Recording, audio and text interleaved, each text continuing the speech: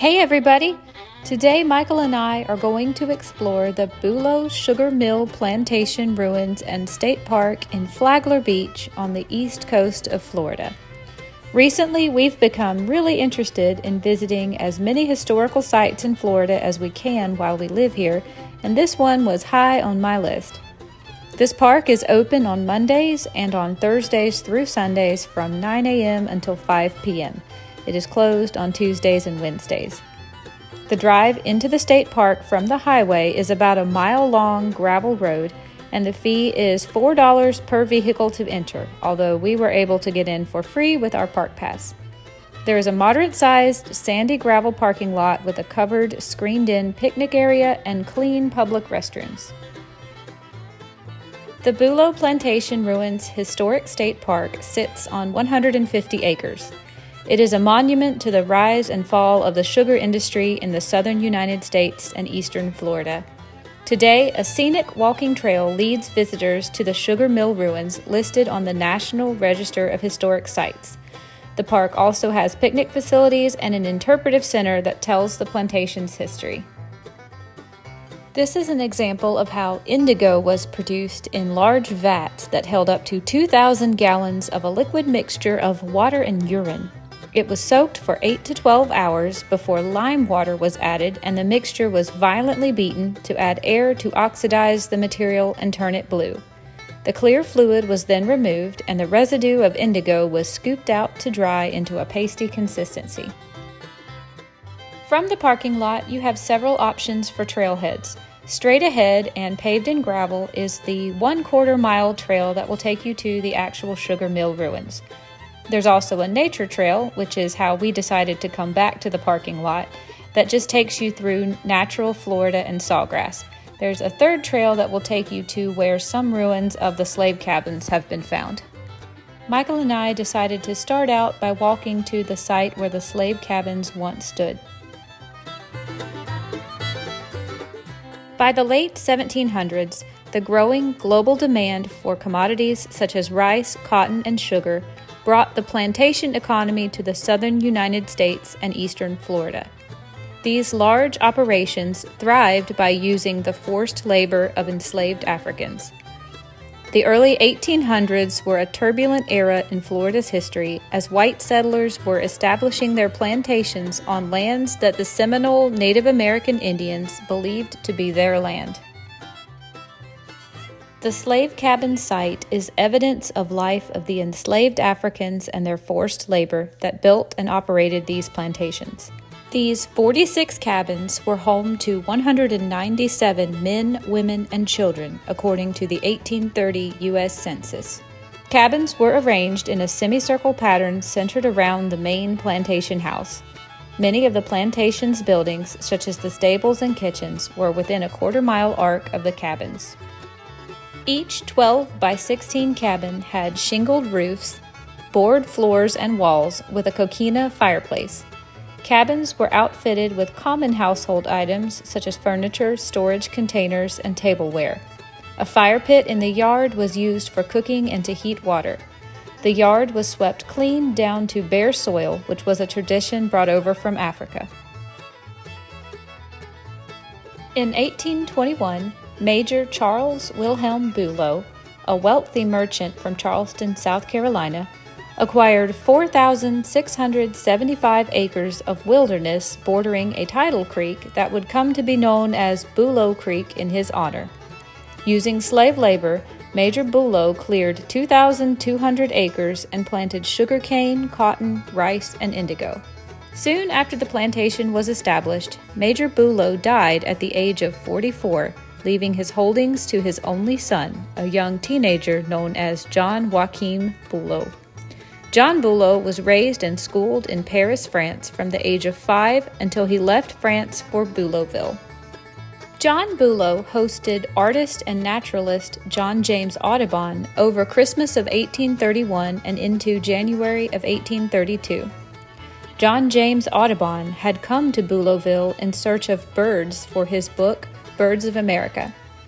Audubon wrote of the hard rowing in salt marshes, difficulty wading in the mud, and fighting sandflies and mosquitoes. Audubon used Bulowville as a base for his trips out to look for the birds. On one such occasion, Audubon traveled to the McRae Plantation near the Tomoka River and on to the Spring Garden, which is now today known as De Leon Springs State Park. Audubon wrote that he was treated well at Bulowville and he enjoyed staying there. The Bulowville Plantation House was built in the early 1820s, and it is believed to have been 2.5 stories tall, facing Bulow Creek with a veranda on all 4 sides. In 1828, a Scottish man named James Ormond III lived here with John Bulow and later wrote that the house was 62 by 42 feet with 2 separate detached kitchens. The first floor walls were coquina covered with stucco, and the rest of the house was wooden. Ormond noted that the library contained an extensive collection of fictional works. Ormond also wrote of the meals during his stay as a guest, saying they had plenty of milk, eggs, butter, and a supply of hogs, venison, turkey, wild honey, and kuntai bread provided by the Seminole traders. Ormond wrote of John Bulow as being graduated in all development to be learned in Paris, well educated but very wild. The view across the creek would have been of slaves working in a rice field. The view to the west was of open green fields and of over 40 slave cabins encircling the house. Feather-edged dishes that were commonly used in the plantation era were found, as well as fragments used to hold ale, wine, olive oil, and bitters. It was customary for nearby plantation owners to socialize. This would have included the McRae, Ormond, Dummett, and Anderson families. Next, we decided to walk the quarter-mile path to the actual sugar mill ruins. You can drive your vehicle there, but the parking lot is not as nice as the one at the trailheads. Plus, it's an absolutely beautiful walk through undeveloped, natural, wild Florida. If you want to see more of this walk and all the trails at Bulowville Plantation, I do have a Hike With Me video that's over an hour long where Michael and I walked for 4 miles, so there's plenty of footage of wild Florida if you're looking for it. I am not even going to pretend like I know anything about the sugar making process in this video. It's definitely a topic that has come to interest me more and more as Michael and I have been exploring the many scorched ruins of sugar mills all over the state of Florida, and it's probably something I should educate myself on more. All that is left of the Bulowville Sugar Mill Plantation are scorched remains of coquina, several wells, a spring house, and the crumbling foundations. The cleared fields have been reclaimed by the forest, and the area looks pretty much like it did when it belonged to the Seminoles. This first sign reads as follows: "Running a successful sugar plantation like mine required a lot of energy. Before the 1800s, sugar mills were largely operated by animal power. Horses or oxen turned the gears that moved the large rollers used to crush cane. By the time I built this sugar mill in 1831, steam-powered mills were available. These provided great power and allowed cane to be processed faster. This building housed the engine that produced steam to power the sugar mill. A pipe carried steam from this building to the second floor of the sugar house, where the large 3-roller cane press was located. You can see the sugar house just beyond this building when the sugar mill was not operating. The steam from the boiler house powered the plantation sawmill. Even with the mechanical energy provided by a strong steam engine, I cannot produce sugar or operate my plantation without a large quantity of human energy. Although the number of slaves I used here changed over the years, the 1830 census shows that there were 193 slaves present on my plantation then. Along with sugarcane, I also grew cotton, corn, and rice on my plantation in addition to vegetables for my personal use. Livestock or game provided meat for my table. To preserve food, we cured our meats and kept food cool in spring houses. Cool water from the spring helped keep items in the spring house from spoiling. In addition to food we grew or hunted for, East Florida plantation owners also traded with the Seminole Indians for cattle and hogs.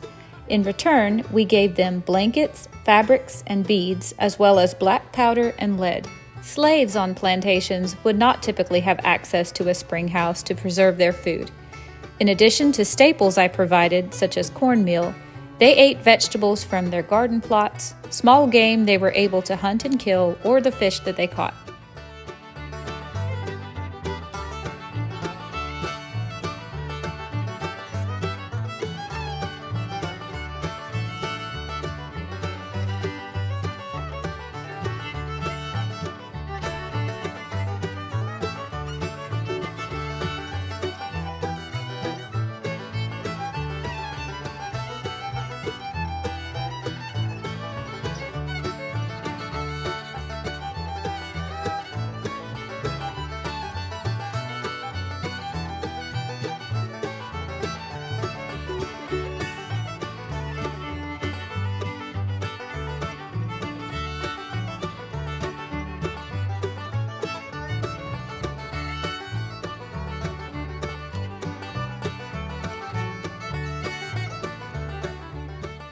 It's possible that the buildings in the background of this drawing, called the Greater Yellow Legs by naturalist John James Audubon, are the only contemporary images of Bulowville that exist.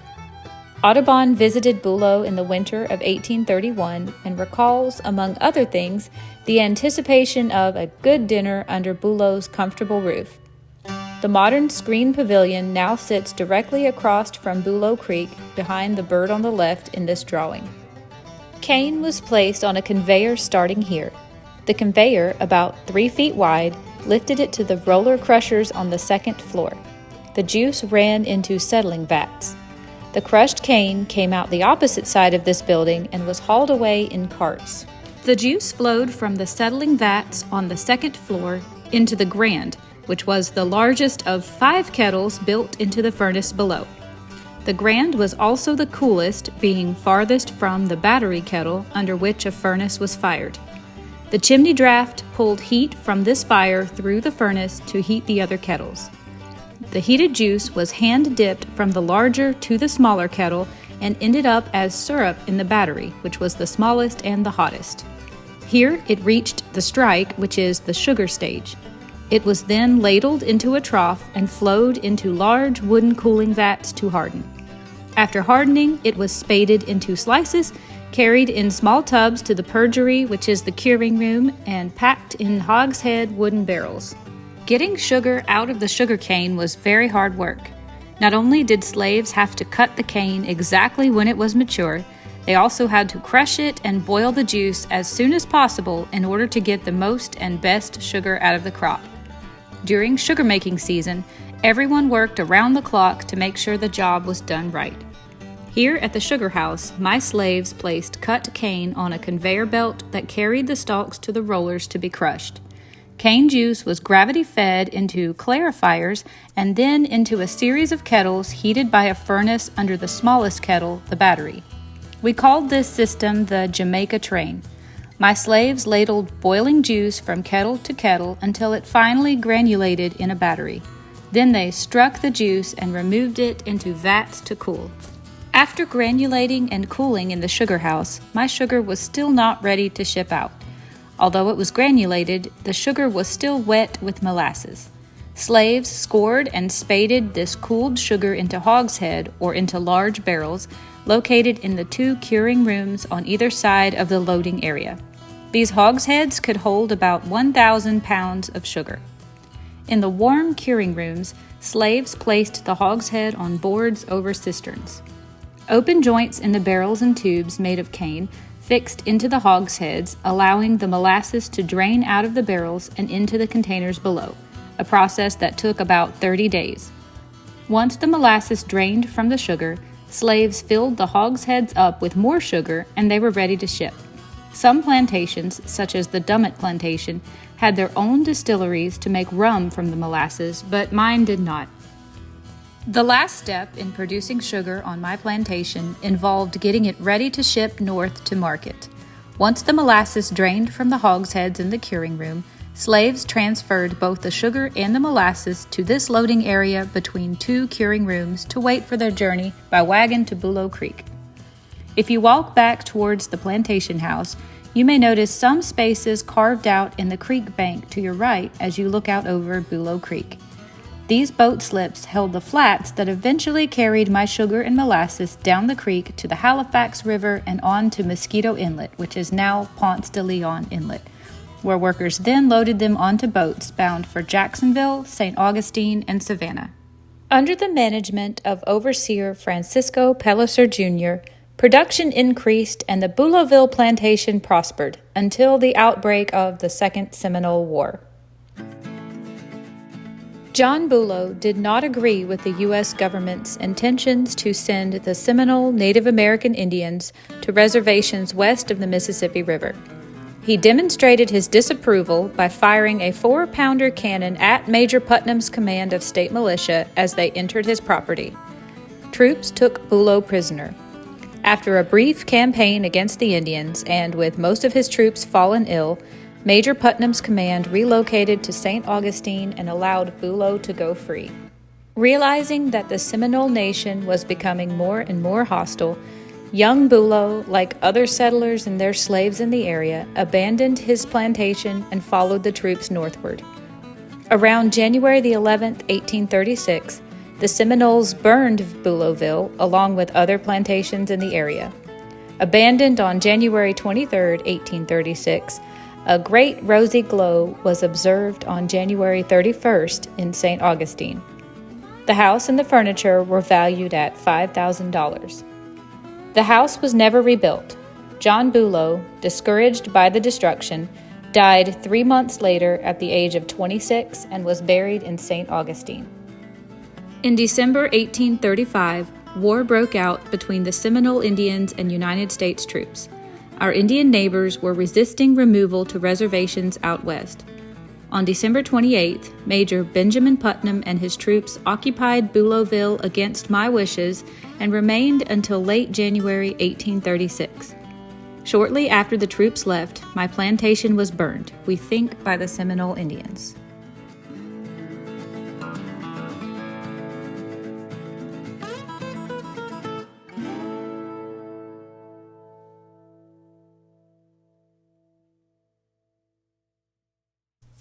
This property and the ruins were acquired by the state of Florida in 1945 and dedicated as a state historic park in 1957.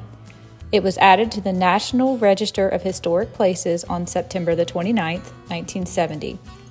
Among the wildlife of the park are bald eagles, swallow-tailed kites, and Florida manatees. Recreational activities include hiking, fishing, wildlife viewing, canoeing, kayaking, and picnicking.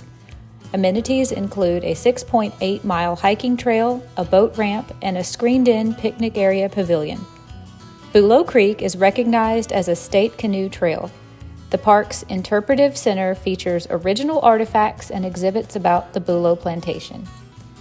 Well, that is going to wrap up everything I know and have learned about the Bulowville Plantation Sugar Mill ruins. I hope you've enjoyed this video. I really enjoyed making it, and I definitely enjoyed our afternoon out. I have done a vlog on this day if you're interested in kind of how we spent the whole day in accordance with our lifestyle, and there's more information about our little pup in that video. And I also did a 1-hour video that was a 4-mile hike with me and Michael if you're interested in just some treadmill inspo. Hope you've enjoyed this video, guys. I'll see you another day in another one. Have a great day.